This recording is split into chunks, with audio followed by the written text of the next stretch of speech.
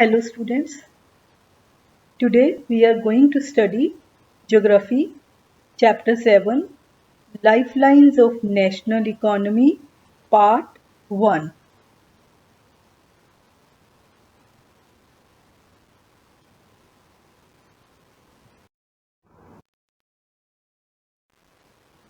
Means of transport and means of communication together are called lifelines of a national economy. Means of transport as well as means of communication are very important for the development of a country. As first one, they help in production and distribution. Production takes place in factories. For this, raw material is to be taken to the factory and finished product is also needed to take to market. So movement of these goods and services from their supply location to demand location needs the means of transport. Therefore, efficient means of transport are prerequisite for fast development. Means of transport have also reduced distances. Today, the world has been converted into large villages with the help of efficient and fast moving transport. Transport has been able to achieve this with the help of equally developed communication system. Third one, these help in socio-economic development of a country.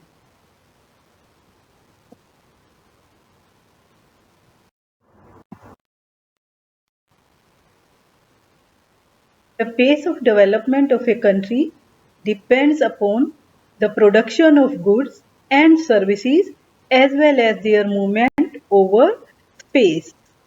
Movement of goods and services can be over three important domains of our earth. The three important domains of the earth are land, water and air.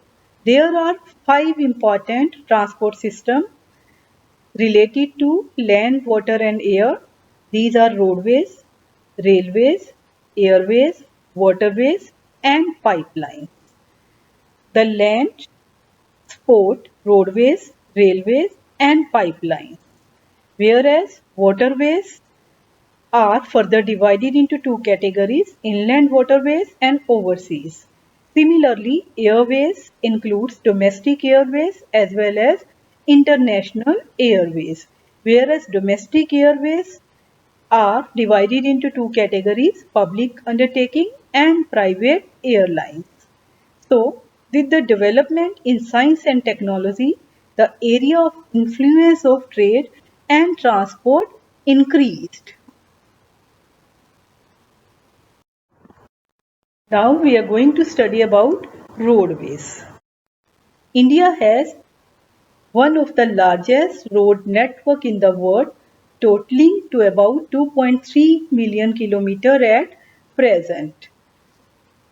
Roadways are considered better than railways because number one, the construction cost of roads is much lower than that of railway lines. Number two, roads can traverse comparatively more dissected and undulating topography. Number three, the roads can negotiate higher gradients of slopes and as such can cross mountains such as Himalayas. Number four, road transport is economical in transportation of few persons and relatively smaller amount of goods over short distances. Number five, it also provides door-to-door services, thus the cost of loading and unloading is much less. Number six, road transport is also used as a feeder to other modes of transport, such as they provide a link between railway stations, air and sea port.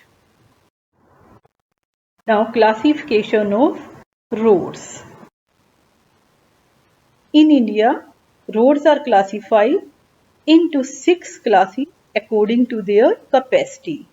First one is golden quadrilateral, second national highways, third state highways, four district roads, five other roads, and sixth one is border roads. Number one is golden quadrilateral super highway. The government has launched a major road development project which links Delhi, Kolkata, Chennai, Mumbai and Delhi by 6-lane superhighways.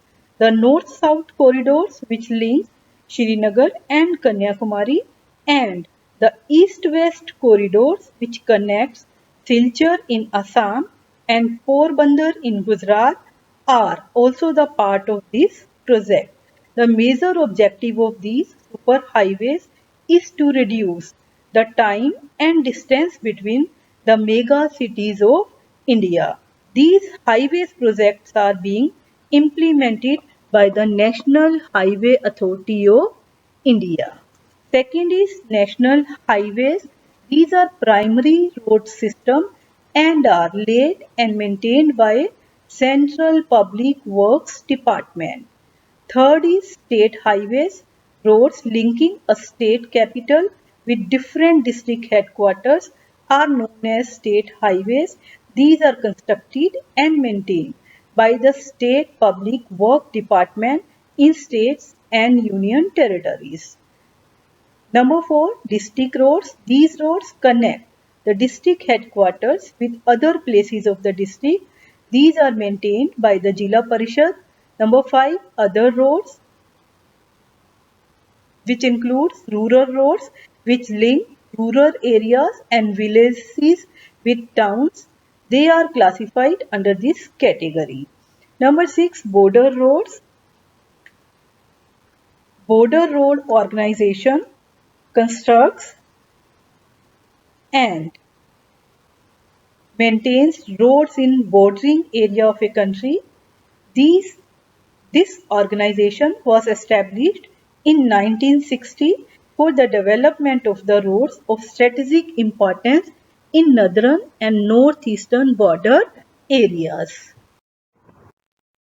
Roads are also classified on the basis of type of material used. Number 1, metal road. Number 2, unmetalled road. Metal roads are made up of cement, concrete, or even bituminous or of coal. Therefore, these are all-weather roads, whereas unmetalled roads are made up of mud, gravel, which are generally found in rural areas, so they are out of use in rainy season. Now, road density. The length of roads per 100 square kilometer of area is known as road density. The distribution of road is not uniform in the country. So, density of all roads varies from only 12.14 kilometer in Jammu and Kashmir to 517.7 kilometer in Uttar Pradesh. The national average of road density is 142.68 kilometers. Road transport in India faces many problems. First one, about half of the roads are unmetalled, which limit their usage during rainy season. Second, the national highways are inadequate. Third, the roadways are highly congested in the cities. And fourth one is the most of the bridges and culverts are old and narrow. Thank you for watching.